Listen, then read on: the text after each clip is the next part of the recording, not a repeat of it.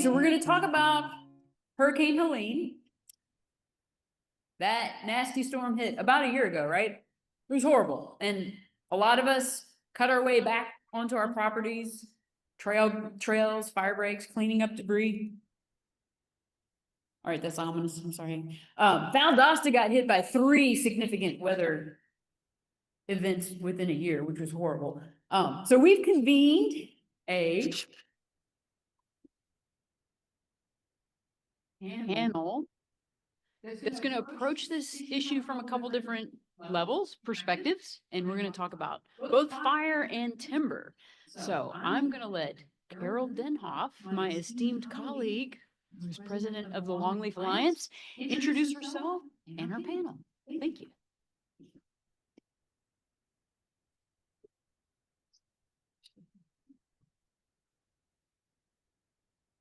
Thank you, Shannon.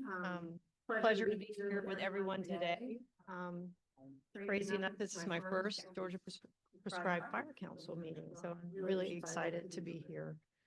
We're going to have 4 speakers and panelists on the panel today, and the way it's going to work is each person is going to give a short presentation, and after all the presentations are completed, then we're going to have our panelists sit up on the stage, and we're going to have the opportunity to have a conversation about the factors that have affected each one of them as it relates to Hurricane Helene and other kind of storm events that they have dealt with in their careers and on their lands. But the first speaker today is Heather Brasell.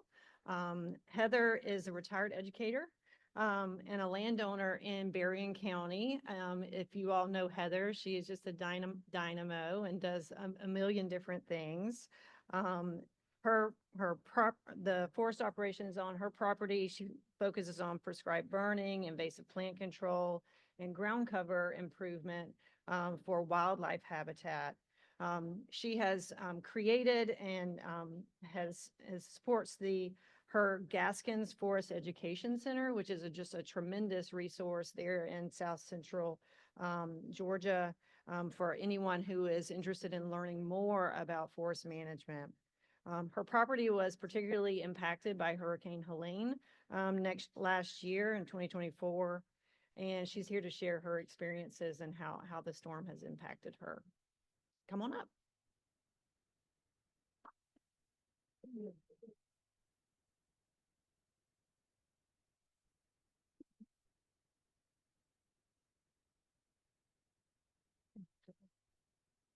The clicker will the PDF. You'll only see it there. Okay, where do I point it at? You can point it. Okay, okay. See if it works. Well,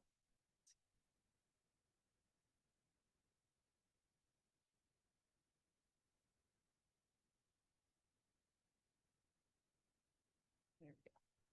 okay, it's working. Over there.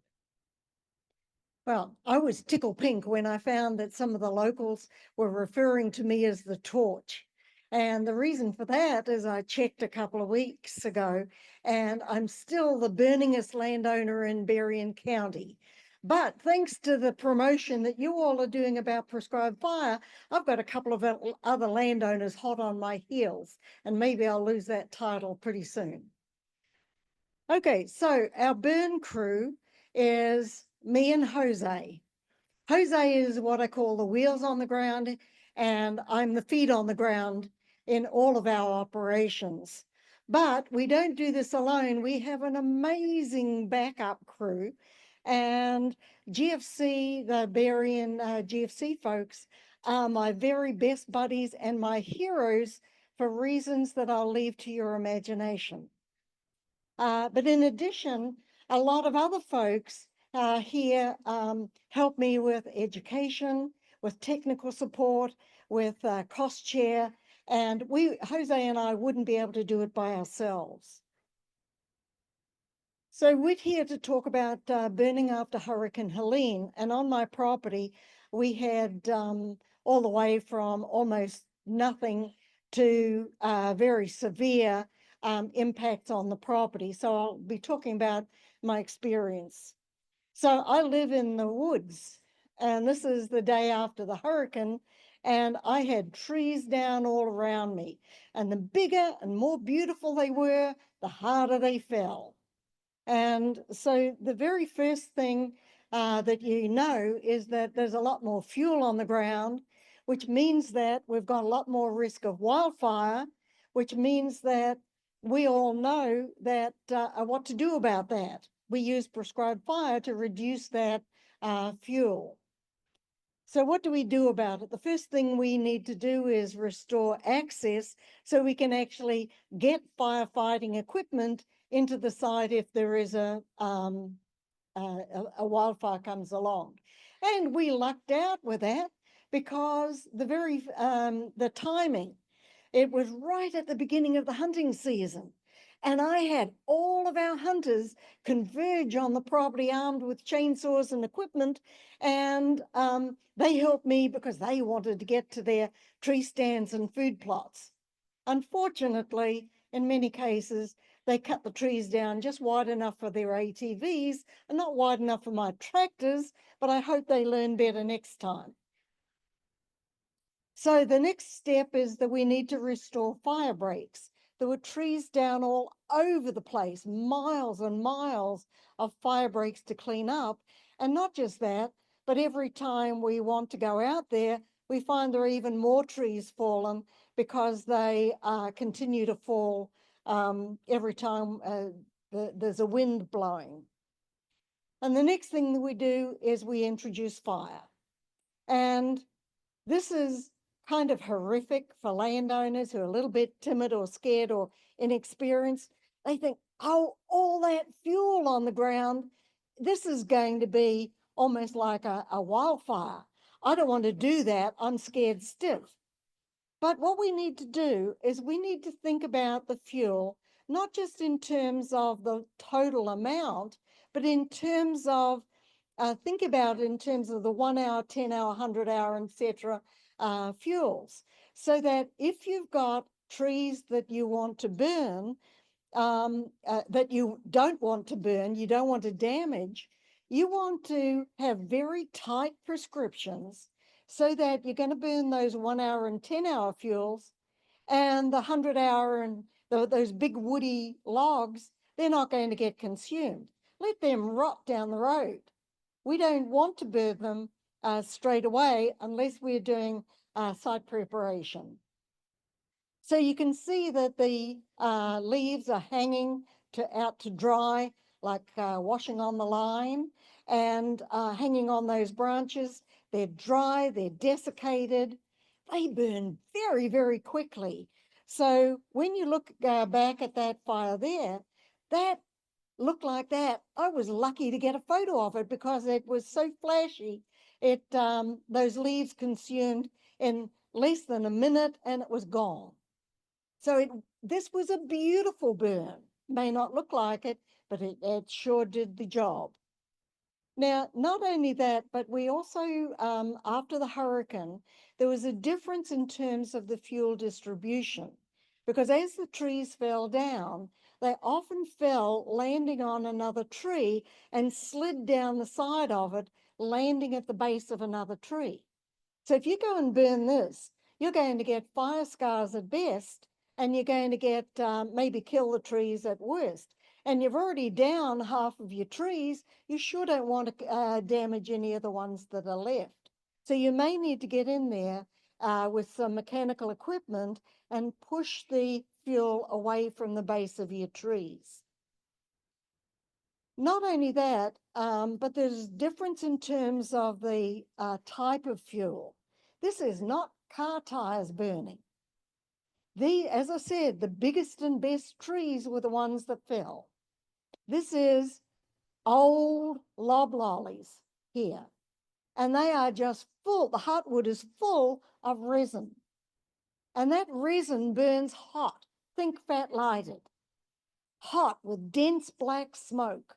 So you need to be thinking about the health of your fire crew. You don't want them breathing this stuff. And this burn was right on the edge of Interstate 82. And thank goodness the weather forecasters did a great job in whistling up for me steady winds off the highway. You can imagine how scared I was about the wind turning and having those black smoke over the highway. So you also have a difference at the loading ramp. If you get your logging operations to come in, two things were really different from usual. One is that when the trees are fallen, the loggers, the skidderman, will bring in the entire tree with the roots intact, and then they chop off those roots at the loading ramp and they pitch them like baseball pitching a ball. It is gorgeous to watch it. It's really, if you haven't seen it, try to. And they pitch it into this big pile, which unfortunately grew a little close to some of my residual trees that I sure don't want to get killed. And that's going to be a problem when I burn it. The second thing is that there's a lot of wood because of the shakes and the fractures at the base of the tree. It's all twisted and turned, and that has to be cut off. It's unmarketable. The sawmills wouldn't accept that lumber, that timber, and would turn it back. So you've got both the roots at the loading ramp, and you've also got those reject cut-off pieces from the base of the tree. So you've got a whole lot more fuel at the loading ramp. Now, if you set fire to that, you've got more fuel with more resin, which means you're going to have a lot more heat, which means you've got convection currents are going to be carrying those larger embers high into the sky, and they're going to travel. And I watched at night how those embers were lasting long enough to start spot fires all around. So please don't drop a match and then go home to dinner. You need to monitor it. So going into my house was one of the places where I had severe damage, and I didn't want those ugly black branches there every time I drove into my house. It took me a week to get the drive because of the amount of fuel that was down. So I got a guy to come in with a mulching machine, and I said, I want you to do a quick and nasty, get as many of the small branches churned up and chipped onto the ground so that I don't have those ugly small branches, and I'll deal with the bigger stuff later. And you can see there were patches that were unmulched. So how did that burn? Well, I was kind of surprised when I ran a fire through that the mulched areas really didn't burn at all. And the only places that did burn is where there were pine needles and the mulcher hadn't been churning it up. But 6 months later, look how gorgeous that is. I've got legumes for the birds. I've got native grasses. I've got asters eupatorium for the pollinators. It's absolutely gorgeous ground cover. So some of the other side effects is that I'm having to do a lot more monitoring and finding a lot more invasive species where I've never seen them before. The Japanese climbing fern, the spores were mature at the time of the hurricane, and so they're getting spread all through your pristine forest that you've never seen climbing fern. It's not just the disturbed places along the roads and so on. I also got seed spreading by the heavy equipment that came in, the salvage logging operations, and this photo is where you can see some Chinese Lespedeza next to a power line, probably brought in by our wonderful linemen who are also heroes in my mind.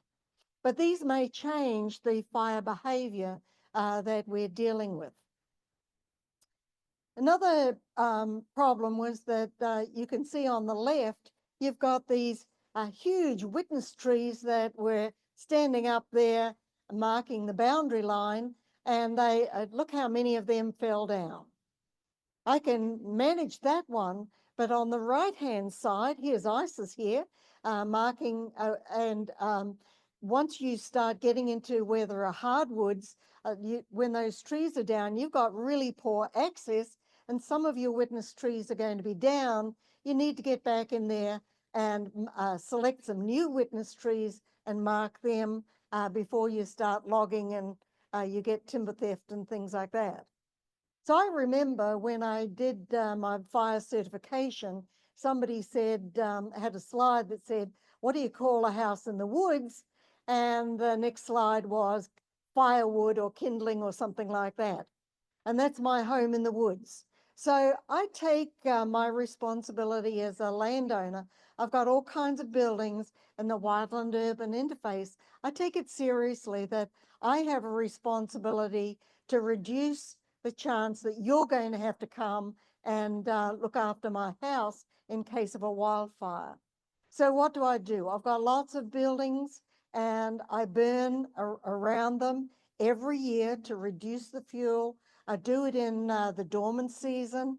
Typically, I do it after the peak rut and before the end of the hunting season, when the hunters aren't going to be hunting around my buildings, but I can get in there and do it. So when I'm doing the burning in the around all my buildings, I want to have as many folks, many hands on the ground, and here's ISIS here again on the left. And this is around a cabin, so we're able to use a water hose from the cabin. We also use rakes and flappers and a tractor with discs in case it gets out. And of course, lots of the blower and ATVs with water. So we use all the people I can get hold of. And after the hurricane, I'm doing that in smaller patches so that I'm totally on top of the increased fuel on the ground. So I think about my house in terms like this on the left. My home is in the middle, and I use Firewise kind of management. So around my house, I have about 30 feet of that's lawn and little plants that the fire trucks could easily drive right over if they are called in to protect my home. Around that, I have about 20 feet of what you might think of as landscaping, but really is just the natural woods and shrubs and small trees and a few pretties planted in there as well. And I don't burn that, so that's for aesthetics and privacy. And then around that, I have a fire break that I use as a walking trail. And around that are the woods that I burn annually. So I could very easily, if I had to, burn that 20-foot strip and my home would be really well protected. So this doesn't have a video, unfortunately, but one of my favorite burning experiences is burning in these cane breaks because the hollow stems, the air inside them expands and they explode, pop, pop, pop, like the 1812 overture. And that's such fun to listen to that. And my last slide is I can't help but think, as I look around what's happening around the country, that I'd rather have a hurricane than a wildfire. And we're all in the business of trying to reduce the risk of wildfire. So that's me.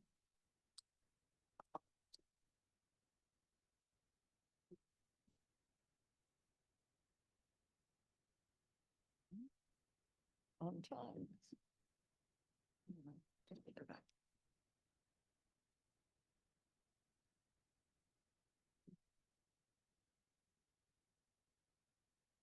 Thank you, Heather. That was really great. So as we go through these presentations, you'll see kind of how we're framing up this conversation, which is kind of setting up the conversations that we'll have with the panelists after all the presentations are complete. But, you know, we've heard from Heather, thinking in terms of like a landowner perspective and an individual property perspective and how those impacts have impacted her and what she's done to help with the recovery after the storm.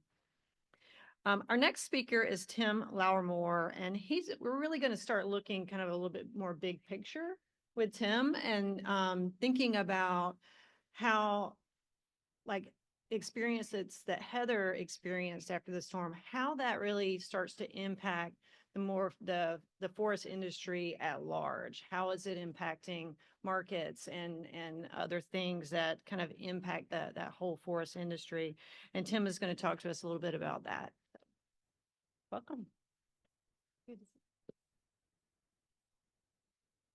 Thank you, Carol, and great to be here at the prescribed Fire Council meeting in Valdosta. And what a great crowd of attendees and folks that are interested in prescribed fire and prescribed burning. So super excited to be here and a part of this event. I noticed that we were up on the sponsor slide as well, the Georgia Forestry Association, and we're super proud and to be able to support this event and be able to support all of the organizers that have put on a great event. I think I've got the hardest job today, and that is to follow Heather Brasell speaking. Heather, you do a wonderful job. It's really super to see the work that you're doing on your farm. One thing that got left off of her introduction that I don't want to overlook, because it's a huge accomplishment for Heather herself and all of the folks that she has helping her on her farm, but it's also a huge accomplishment for our state. And that's that Heather was the National Tree Farmer of the Year in 2024. So Heather, congratulations for that.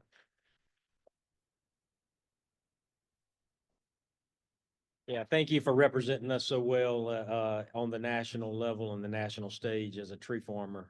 We're appreciative of that.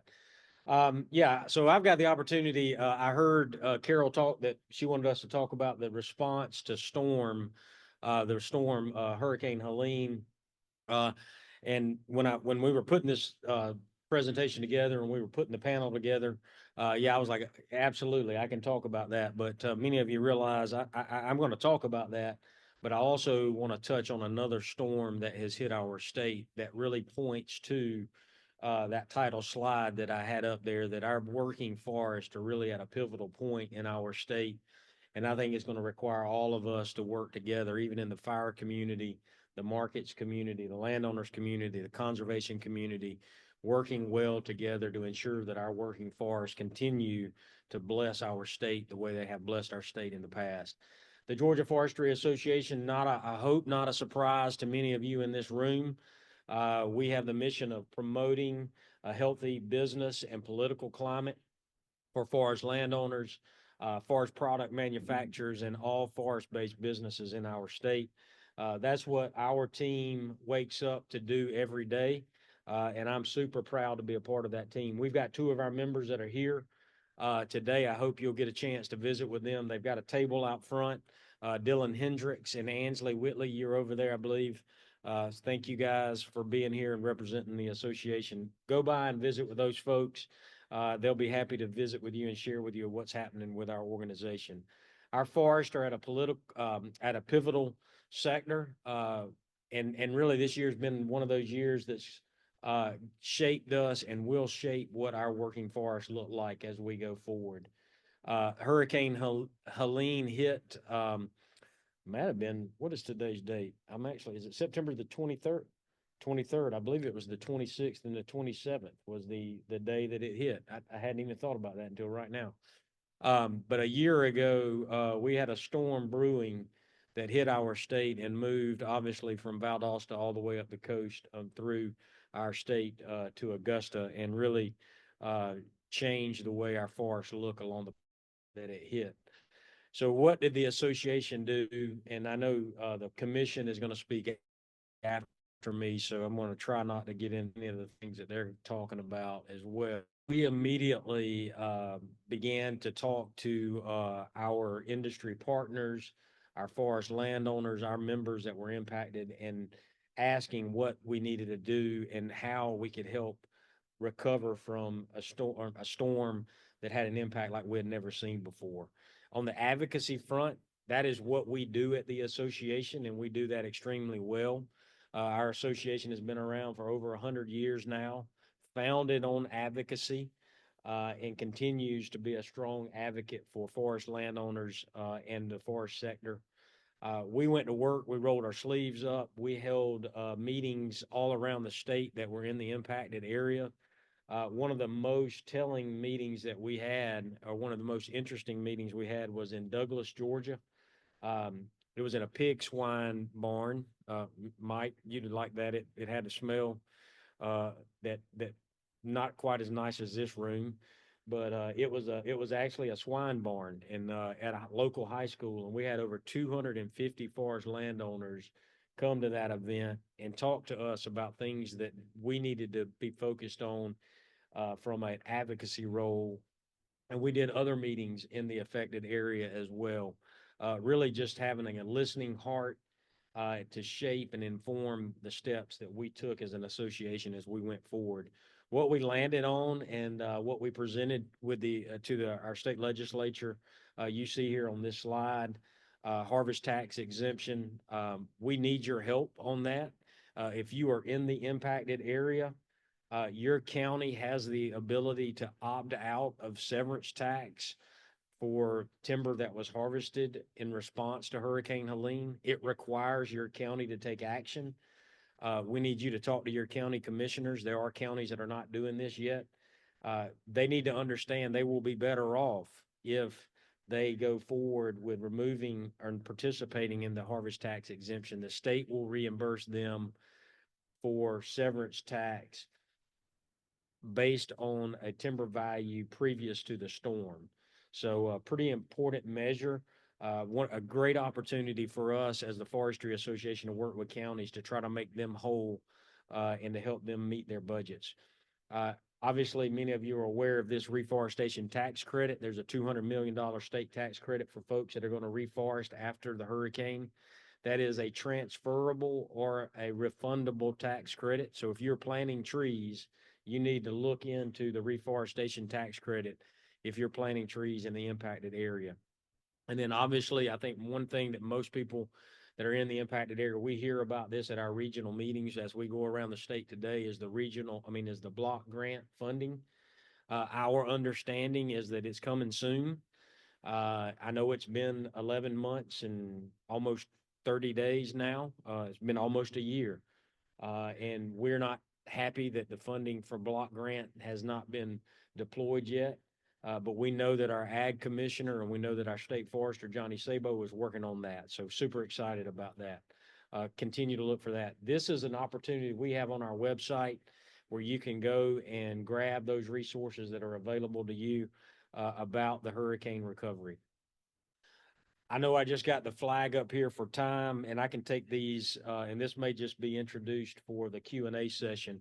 But the other storm that has hit our industry and hit our community and hit South Georgia and hit many rural places around our state is the storm that we're seeing happen in the markets. 3 large, small diameter utilization facilities have announced that they are closing or have closed. One in Cedar Springs, one in Savannah, and one in Riceboro. That's going to take about 8 million tons of small diameter wood out of the market. What does that look like? 8 million tons. That's 6,000 truck trips per week that are no longer part of this state's economy when those mills shut down. Huge impact on our state. Will have a huge impact on what our forests look like as we go forward. That is something that we are working on very hard at the association. These slides, I hope, will be made available to you guys as attendees, but these are the things that we're working on. Immediate market opportunities. We think there's opportunity for exports out of Savannah and Brunswick for wood chips now. Bioenergy. Power is needed in our state. Data centers are power hogs. They need power. We hope and think there's an opportunity for us to provide energy to those facilities that can add to rural prosperity here in our state by producing power. Long-term solutions, and I'll stop here and then I'll make myself available for questions. Georgia has always been a great place to do business. Georgia has always been a great place for forestry, and I think Georgia will continue to be a great place for forestry as we go forward. It's going to look different. Investment here in Georgia in the forest product sector has really always had of recent had a red stop sign because there's been so much competition and so much demand for the forest products that are grown here. That changed this summer. Taking 8 million tons off of the marketplace has created an opportunity for future investment in our sector. As your association, let it be known that we are working as hard as we can to promote that we're open for business. Georgia's a great place to do business in. We've got a resilient forestry community, includes many of you, and we look forward to working with you as we go forward. So thank you for the opportunity to be here. I look forward to the Q&A.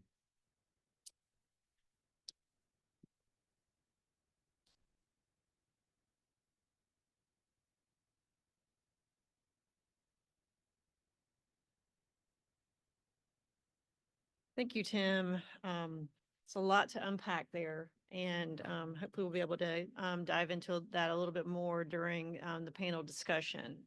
It is important to think about that the forest industry as a whole, though, and how what y'all are doing and in terms of your forest management is impacting that.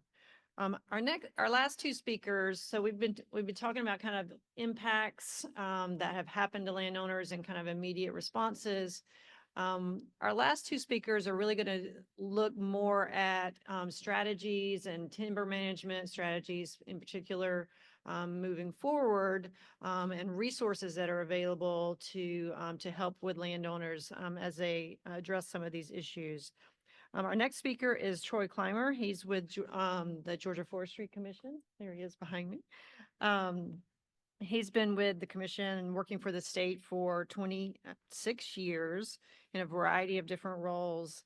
In his current role as Forest Management Chief, Troy oversees 9 programs, helping to plan, organize, and manage operations on each of those. And he's going to talk to us a little bit today about some of those programs and some strategies to help with your land. Appreciate it, Ms. Carroll.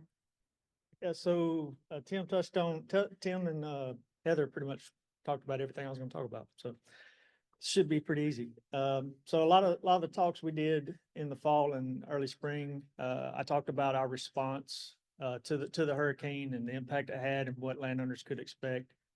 So kind of go through and talk about the forest management work that's been occurring throughout the state, and then how our foresters have been assisting landowners, and then how that ties into cost share opportunities current and in the future.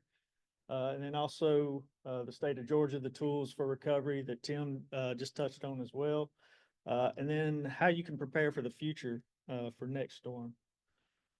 So salvage operations, so that's pretty instrumental during these times. And we had about 31% of the pine salvaged from Helene, which is pretty fantastic, because with Hurricane Michael, we only had about 19% salvaged. So the loggers, landowners did a great job. The mills taking as much wood as possible to help reduce the impact that we're having. And from our perspective, we're looking at the fuel that's on the ground. So we're looking ahead, we're looking at the future and what that means. So being able to harvest and get that wood up off the ground and being able to utilize it is pretty instrumental. So we saw hardwood salvage is still ongoing. We'll probably see hardwood salvage on through next year. Hardwood can typically, it'll still have root systems in the ground, and it can handle the heat of the first summer, and then we'll probably see salvage go through the winter as long as it's dry enough for the loggers to be able to operate in those areas.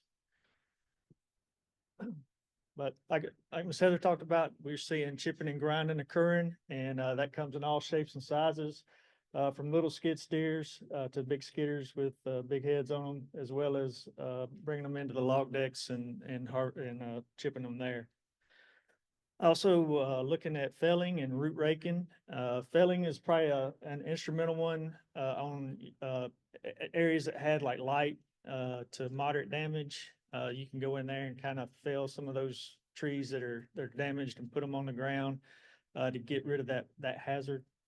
And then also just root raking and windrowing.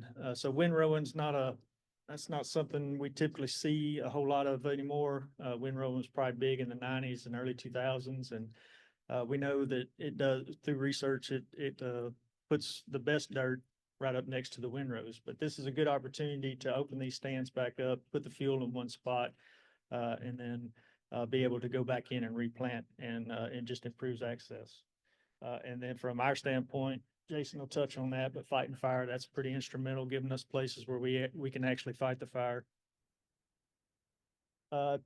Doing timber stand improvements, pre-commercial thins, and herbicide releases. This is a lot of the work that we probably look at going forward, and how we can implement that work on the ground. So a lot of this you'll be stacking. So if you did some TSI work and then a herbicide release on top of it, and then do a real cool season burn, those kind of things will stacked on top of each other will really reduce that fuel load and help get your forest back into where in production. Then fire break installation and improvement. That's been a key program that we've been working throughout the area. And then just moving forward, putting new breaks in, like Miss Heather talked about, putting new breaks in to make some of your burn plots smaller, so you can reintroduce fire and not have huge areas to burn. Also just tying in RTs, maybe possibly using that drone to do fire and get more fire out on the landscape. And then a lot of this, you're looking at, a 2 to 5 year window to get all that work done, to get your forest back in place. So we did our 2025 beetle flights. That is our flight patterns. We surveyed about 18 million acres this year. Our predictions held pretty close.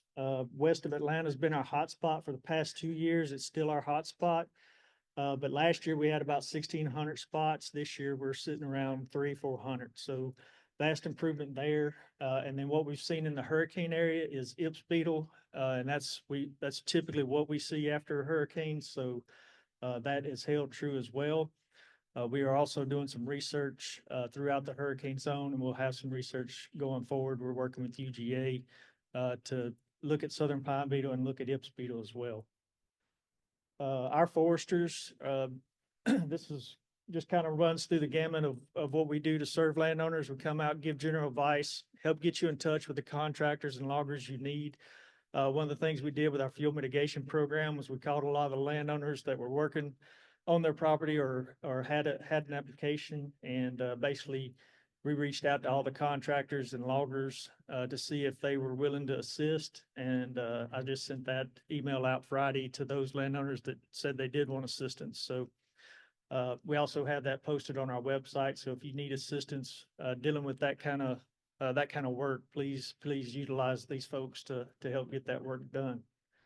We're also looking at stewardship plans in the future. We've been working with Forestry best management practices advice. We'll be doing some coat and grass sprayings. We've been doing that. Most of it's in the southwest part of the state, but we also have insect and disease trapping and monitoring going on.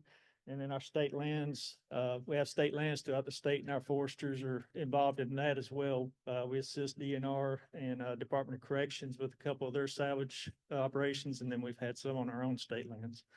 And all that pieces together, because we're looking at the entire landscape and how we can make it better and how we can improve it. So we're looking at the forest health and how we can protect it. And that's two key pieces of what we're looking at and everything that we're doing each day.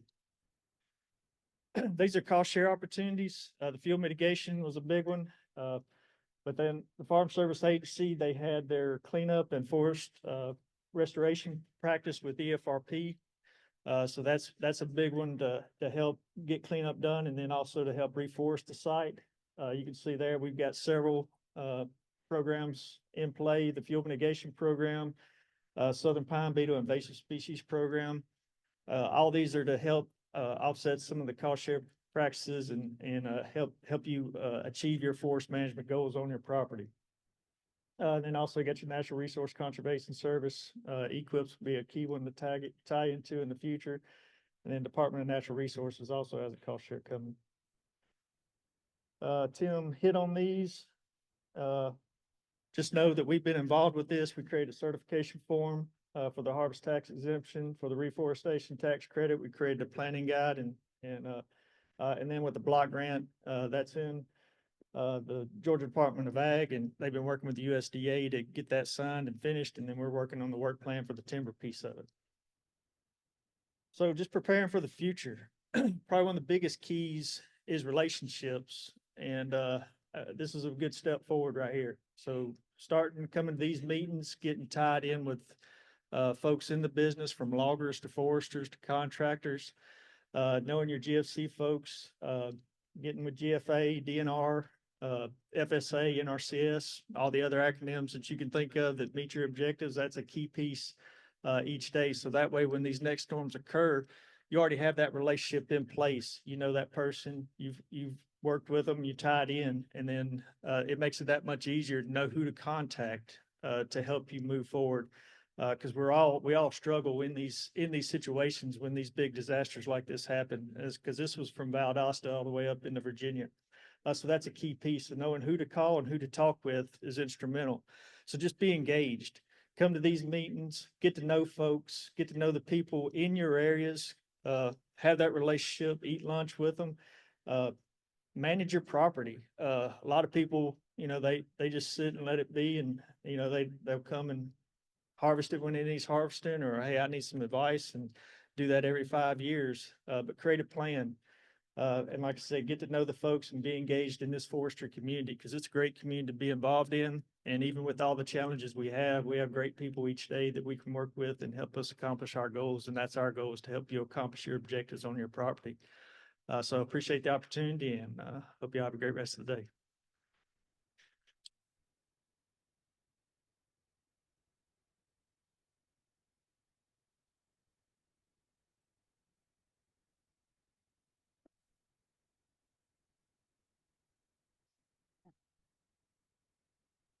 Thanks, Troy. That was a lot. Thank you for kind of giving that overview of some of the programs that you guys have going on and some of that support that's available for landowners in terms of forest management. So for the last talk, we're also kind of looking forward and looking at ways to make improvements to your land and deal with storms as they come along. And we've saved the best place for last to talk about fire. This is a prescribed fire meeting, so you get the place of honor. This is Jason Squires. He's also a Georgia Forestry Commission. He is a fire management officer, and Jason's had a lot of experience working in storm impacted areas, and he's going to share a little bit of his wisdom and experience and talk about some of the fire related programs that the commission offers for landowners. Jason? Yes, ma'am. All right. Thank you, Carol.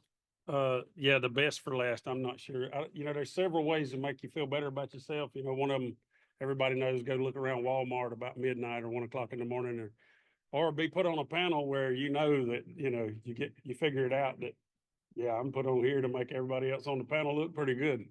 So, it's all right. And so the good thing about this is we got questions at the end, and I told them, Blair and I had, you'll see his name on this, and Ken Parker, because I got some slides from Ken in here, but Blair and I went to Jacksonville to the National Weather Service meeting they had there, and this is a condensed version of that, but had this same slide show and talk.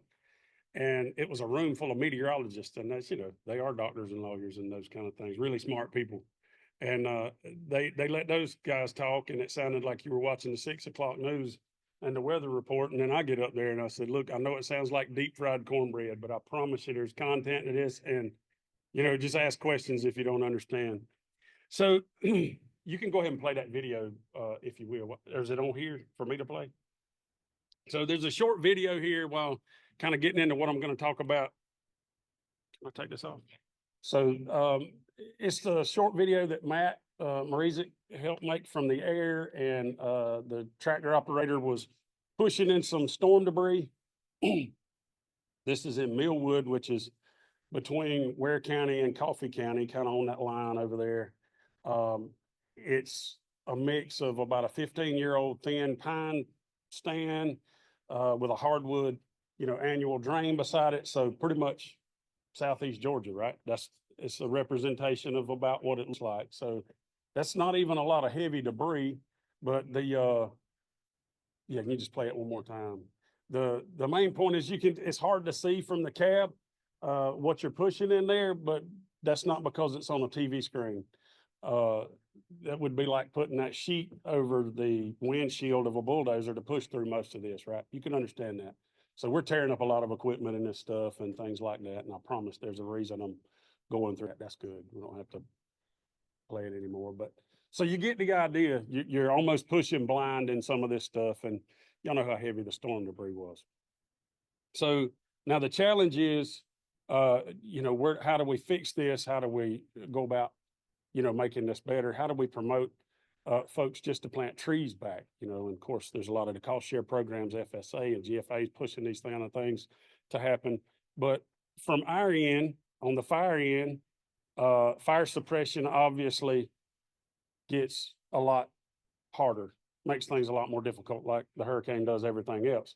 So I was just pulling some numbers a minute ago, just from and I work Region 5, the southeastern portion of the state. So the counties that were the hardest hit there are Lowndes and Lanier, Atkinson, Coffee, Jeff Davis, Appleton was a little bit. But so taking those 5 counties into account, our average fire size in fiscal year 23 was 2.65 acres. In 24, it was 2.98, so just under 3 acres.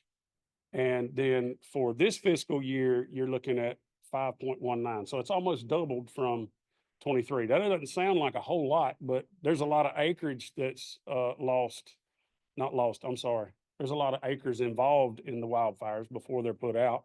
We call it big boxing because we're unable to get in there because of stuff like you saw on the screen there, trying to push through that and put a fire out at the same time.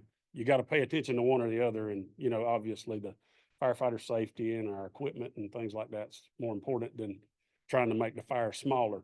So that speaks a lot to the effect that we'll have a fire in Lanier. I used it several times initially in some of these meetings that it was a fire that should have been about a 1/4 acre. It ended up being, I think, 6 acres, and we had to get an excavator, and it took 3 days or so to do it. We got a fire going in Coffee right now, just north of Douglas. It's in really heavy blowdown, and there's just no way to get equipment in there without hanging it up on big, huge, hardwood blowdown. And the actual fire size right now, what's involved is probably 4 to 5 acres. Pretty good guess there, but it's going to double that in size before we're done because we've had to plow all the way around, and now we're monitoring it for several days. We got aircraft involved on it yesterday and possibly this afternoon that normally we wouldn't. So fires cost more, and they burn more acreages and those kind of things. So a lot of that's due to the operations that we have to use, big boxing and burning out and air support and those kind of things. And then those fuel condition changes. Miss Heather talked about the 1 to 10, the 100-hour fuels we're starting to see now. We're a year later, Saturday, from this wind event that we had. And, we're starting to see 100-hour fuels start to carry a fire. Maybe not as fast, obviously, but they're starting to carry fire because the 10-hour limbs are certainly burning up now. Now we're seeing pulpwood-sized trees that are laying on the ground dead that are carrying fire. That's not always a normal condition. We are getting drier, and the weather forecast says that we're probably not going to be much wetter in the near future, at least. So a lot more fuels available on the ground. You got different wind speeds. We don't have a lot of topography here on the southeastern portion of the state, but dirt roads, highways, and places where you have openings like clear cuts or heavily thin timber create these channels for wind. So it acts just like topography. So it changes the way, just about fail right there on stage, changes the way fire burns and within the stand, right? So then you got foreign fuel types that are in there. And obviously the fire behavior increases, makes us give it more room. So a lot of the things we have to consider are indirect attack. We have to plan. I just was on the phone with him with the one in Coffee. We always plan for burns if we're going to burn out, but we're starting to really consider doing a burn plan for these things. We really need to plan what this is going to look like when we set a backfire, so a lot more planning is going into these things because of the fuel that's there. Medical plan I should have taken that out before I got in here. That was really for the fire departments when we were talking to them. And we're just having to take it a lot more slow and a lot more steady and more methodical. And we're having to think a lot more about the what ifs than we would without this fuel on the ground. So all of that to say, it's really important this room is going to be easy to convince, but it's really important to consider prescribed burning if you don't already on your land. You know, again, I know I'm preaching to the choir here, but I know after some of this catastrophic, you know, winds and all of the damage to the stands that sometimes you got to stop for a minute and figure out just, I mean, you know, I don't know what to do next. And burning may have not been in the forefront of that, you know, getting a prescribed burn plan ready and seeing what you needed to do to make that happen. But we're at the time now, this timing is playing out to where we really probably need to start doing that before it's not just the 100-hour fuels that are carrying some fire through the stand. You know, we're going to get into the larger stuff that starts carrying it. So some of those, the timing part of it is what I'm seeing burning in Coffee County actually yesterday evening. That bigger stuff is not burning, but you can see it better, right? It's just covered up in a jungle of vines and bushes and, you know, treetops that are laying there. But once that burns off, that 10 and 100-hour stuff burns off of it, you can see the logs there. I mean, this is just simplified, and I promise you, I'm not dumbing it down. This is as high as I can get. So it's just really simplified that you can see the stuff once you burn the trash from around it, right? It helps us with a firefighting standpoint because we can mitigate around it easier. We're not stuck on it. We're not hung up on it. We're not initially trying to cut fire off in places that it's just not possible, and we just didn't know it until it was too late. So, in my opinion, it's that we really do start pushing burning, especially this burn season, in heavily storm damaged areas. And some of the offerings at the local units, I mean, you know, the Georgia Forestry Commission, we offer in every county, if nothing else, a burn plan for you, to help you decide where and when and what to use and tactics. And I mean, obviously we'll come burn it for you. You know, we'll put you on the books and come out and prescribe burn it for you, or at least assist you. The fire breaks, we'll install the fire breaks for you and get those done. So we've been doing a lot. Speaking of the fire breaks and the cleanup efforts, we talked about it immediately after the storm. And the first 12 or 15 days after the storm, we had pushed several thousand miles of roads and, you know, areas for access. Well, then that hadn't stopped. It's been a year full of it. Right now we're pushing out breaks every day. We've had between 25 and 35 dozers on the ground in region 4, and then 25 to 30 a week on the ground, a day, I'm sorry, every week in region 5, cleaning out access roads and fire breaks. It gets us a look at those properties when you call us and get us out there. It helps us see it. If you do have a wildfire, we're kind of familiar already with, you know, where to go and what to do. And we've already got anchor points. So like Troy and Tim were talking earlier, when we clean this stuff up and we're already on the place and familiar, then we know where our anchor points are, where we have to start, you know, for building these fires. It helps the landowner and it helps us. So, obviously all of the challenges I've gone through, and a lot of them they went through before me. So I know there'll be a time for questions, you know, after this. I'll leave it at that and save it for the questions.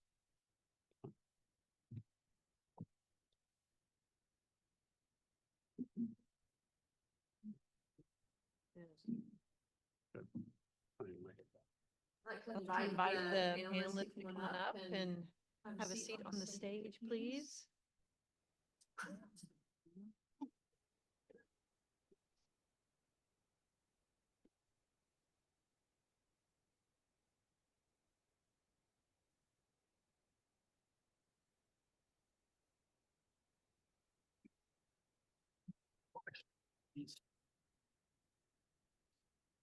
EG, you guys speaking. So the Middle East. Switch the slides.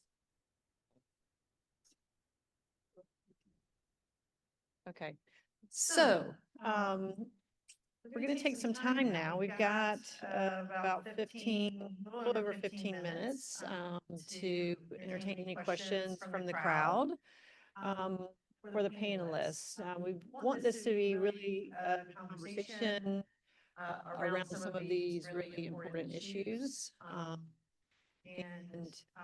think we've got a couple of runners around with microphones. Yep. So if, I'm gonna see if anybody has a question first off.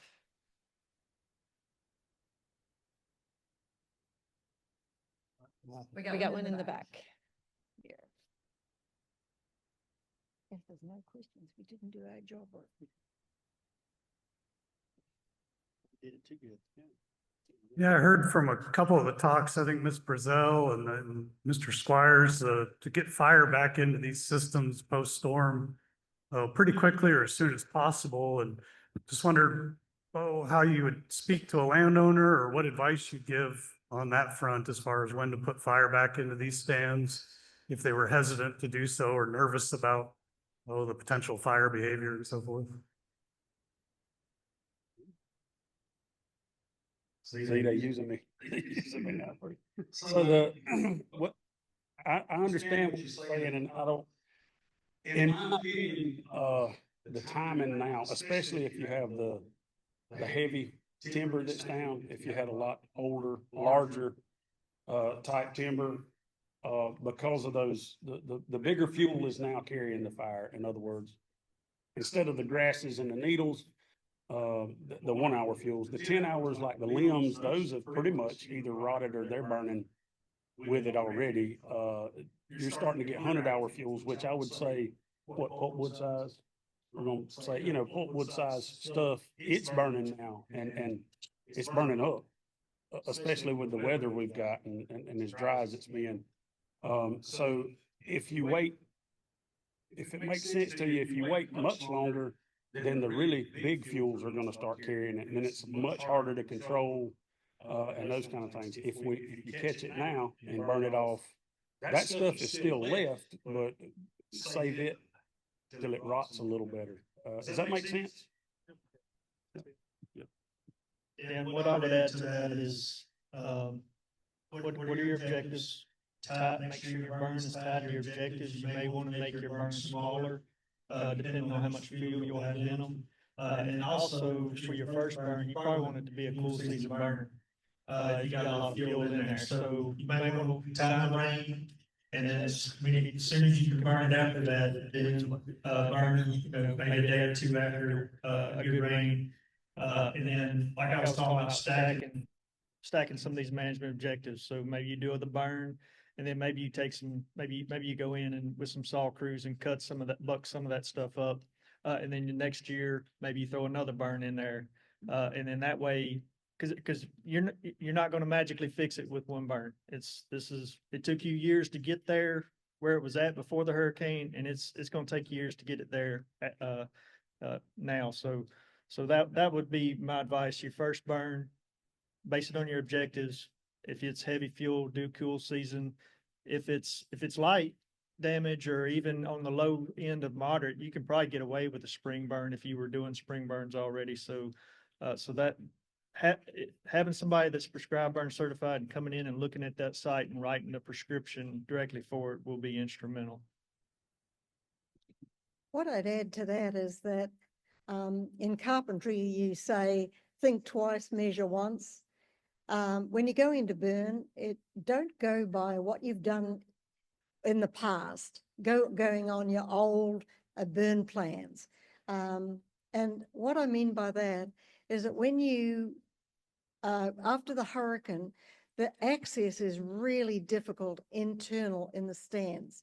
And so if you're used to going in there and using some spots, drops, or whatever you want to call them, or stripping fires, you're not going to be able to get in there to walk through it. you're going to be tripping on things and struggling over them. There are much more safety concerns to actually working inside of your stands. So think twice before you, and think heavily before you drop that match.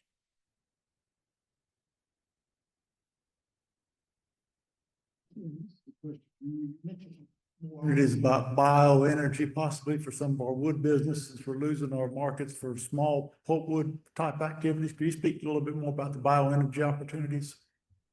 Yeah, David. So I think near term, the opportunity for us is exports. I think there's demand for that. Europe has about a $1 billion opportunity for exports if Europe will take our wood fumigant, which we're working through the federal administration on that. I think in the intermediate term, I think it is biomass, although we've got to convince our utilities that it is a viable option. And I'll just tell you, all 300 of us in this room, wood is going to be more expensive to make power than nuclear or may not solar now since the subsidy's gone, but it will be more expensive than natural gas. The opportunity, I think, lies around AI factories that our state is incentivizing to come here in a large way. They need power. And they need power that is readily available and that can serve as base load. And I think that's where biomass can fill the gap or help bridge a gap until they can get all the power that they need. They're moving in here wanting 100 megawatt sites plus 100 megawatt plus sites. And less than 3 years ago, we had no 100 megawatt sites in our state. Now we have multiple, and there are many more that are planned to be here. Maybe 5 years, maybe not 3 years, but the fact is there were no 100 megawatt sites. They're going to be pretty commonly known. So the idea or the opportunity is to put biomass, a 100 megawatt facility on site behind the meter that can serve as base load or backup load for that data center. 100 megawatts uses 1.2 million tons. We've lost 8 million tons of wood consumption with these 3 mill closures. So the opportunity is there. We were already growing more wood fiber in our state than we were utilizing. So I think that's where the opportunity is, being creative and connecting it to a growing and emerging sector that our state is encouraging to be here, that needs a power resource. And the other part of that conversation is that we currently, what we do here, the wood that we grow here is recognized in Europe as clean energy. We don't recognize it as clean energy here in our state or in our country. We make pellets here, put it on a ship, they powder it in Europe and burn turbines and make power out of it and call it clean energy. We do not do that here. I also think that's an opportunity for existing facilities that are here as well. If they could spin up additional power, a pulp plant can make power. They make power now, but they have the opportunity to spin up additional power, create additional revenue for that old facility that can help its bottom line by creating another revenue stream. So good question. There's a lot more to it than what I just said, but I hope that gives you some sense of the idea of what we're thinking.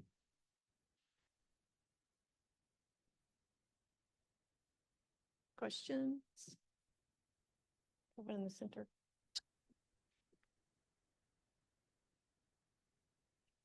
Are you guys expecting to see land conversion after Helene and kind of giving up on reforestation, especially considering the wood market and moving more towards ag or building? Good softball question. So we've already seen some of the land that was in the hurricane path. They came in, salvaged, and turned it to ag. So we have seen some of that.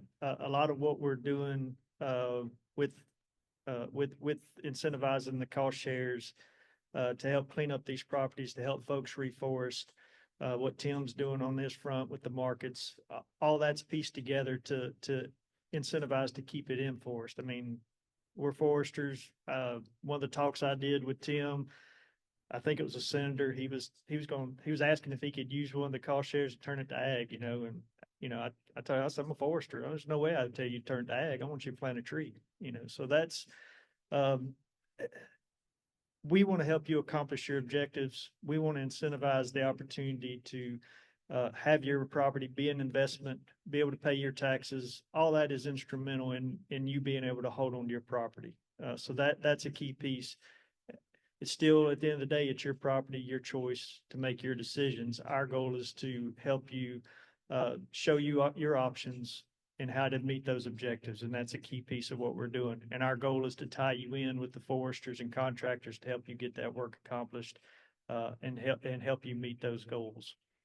So that would be my take on that.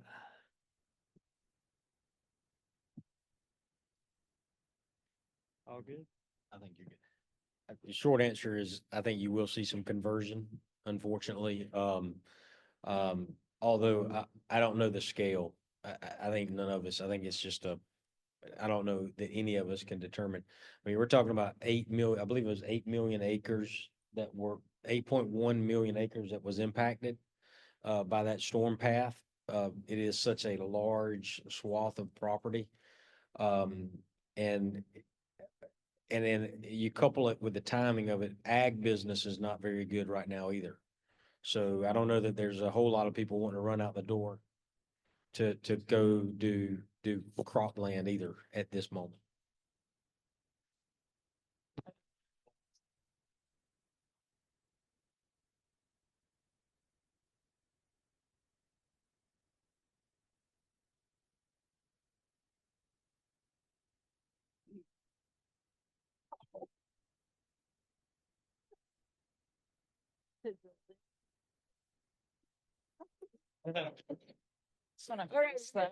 We're gonna use this. All right, you want to finish your thought? Yeah, I would just, to finish that thought is that, Troy's right. We know of folks that are obviously looking for other opportunities to generate revenue off of their land. And the thing is that trees take time, right? So you're looking at 25 years and people are just, they have a bad taste in their mouth right now because of what happened following the storm. And then you throw on the other storm that's happening in the marketplace, with timber. Folks are just really asking hard questions and thinking about it very, very, very deeply. We're trying to help, as much as we can, but, I think we will see some conversion. I don't know at what scale though. I'd like to ask a question to follow up on that, and that is, the trees that got the most damage were the biggest and best. Are we likely to see a change in rotation length, maybe moving away from the longer rotation longleaf to shorter rotation loblolly? You're exactly right that if you rode around or went around the impacted area, it did seem to appear that the larger the trees, the more mature the trees were, the more severe of impact. So I think, yes, I think going forward, you'll see folks manage on a more thoughtful or shorter rotation. And some of the landowners we talked with, I spoke with one in Troutland County, Soperton, that got hit really hard. He was leaving those trees as almost those large trees as a savings account. He said, I would just cut the timber when I needed to generate some income or revenue to support the other part of my property or my farm or my operation, or if I needed to do something for my family. I think you will see a shorter rotation. I think there's another thing that's driving shorter rotation, and forest landowners that are here will identify with this, is that most of our mills today are requiring a smaller diameter log than they did just 10 years ago. And that's going to continue because they're much more efficient at sawing a smaller, more uniform log than they are a very large piece of timber that comes from the wood. So it's a great question. I think you will see that.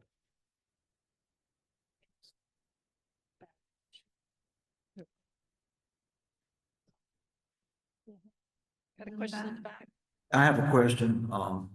Is there any assistance to repair forest roads that have been washed out by the storm?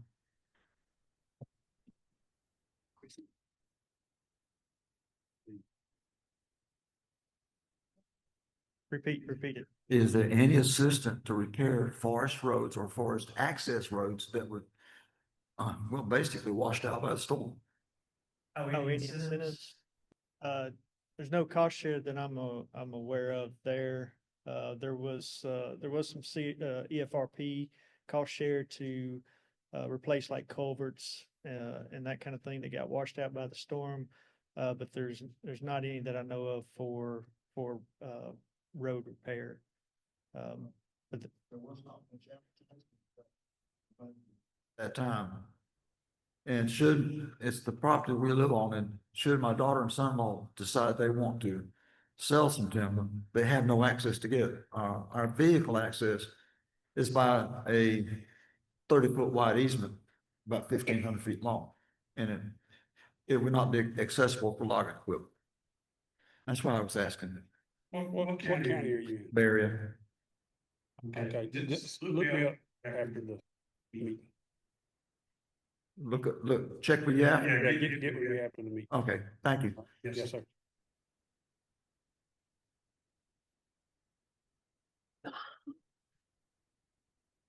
Any other questions? Got one right here.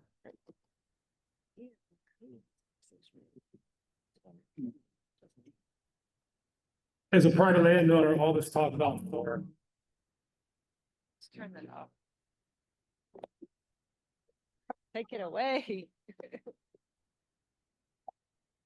This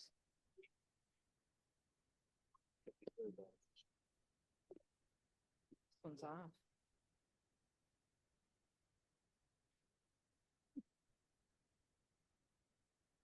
Okay.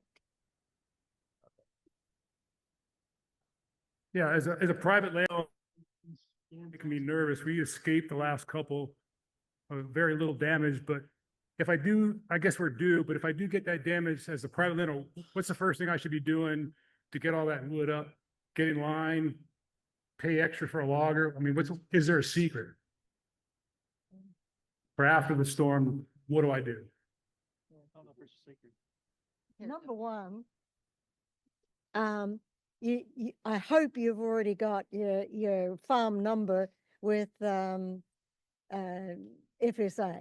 Second, I hope you've got a forestry consultant so that you've already set up the relationships and connections so that you can get somebody in quickly. I had a number of neighbors say to me, how can I get my salvage logging? I said, have you got a forestry consultant? If not, you're probably in tough luck. I had a good forestry consultant. I had them come in 3 days after the hurricane with wood mats to protect against the saturated soils, and I was sitting pretty. So a part of it is getting those relationships set up ahead of time. I think she nailed it. I think it's just like with any part of your life, right? If you got something going on, the relationships that you formed up to that point are going to be critical, right? So I think that is, Heather just nailed it, is have those relationships. And I would be remiss if I didn't get the opportunity to say that our organization is a great place to develop those relationships through some of our regional events and our events that we host. So, but that is a great way to handle a crisis, is having a strong relationship. Yeah, I mean, it just keys in on my last slide, and then we do GFC landowner suppers. We tie in with GFA really well. So just having those relationships and knowing who those contacts are, and we have contacts. I know GFA's got a list of contacts as well. So I mean, we can tie you in with that assistance, because that, reacting is not where you want to be. I mean, you want to be as proactive as possible before something like that happens. And I talked with some smaller landowners as well. And the key thing I was telling them was the relationships, but also, you have people that try to play the stock market, and you have people that try to play the timber market too. If you got something that needs to be done, do it, get it done. Because there's no guarantee that storm's not coming tomorrow to put all your timber on the ground. I mean, I've had so many really tough stories that I've had to talk with landowners and listen and like that one landowner, 70-year-old timber, loblolly pine for economic returns. I mean, it's Well, now it's probably 30, but you know, it was 35 when I was in school, 40 years old. You need to harvest and put it back in the ground. And I know a lot of landowners have a lot of different objectives, and that's a key piece as well, tying your objectives to what you're doing on the ground. And don't go chasing cost share, you know, make sure that cost share meets your objectives and what you're trying to do. So all that's key pieces, and all that ties into those relationships that you have with us, with GFA, with NRCS, with FSA, with DNR. So the whole gamut. So.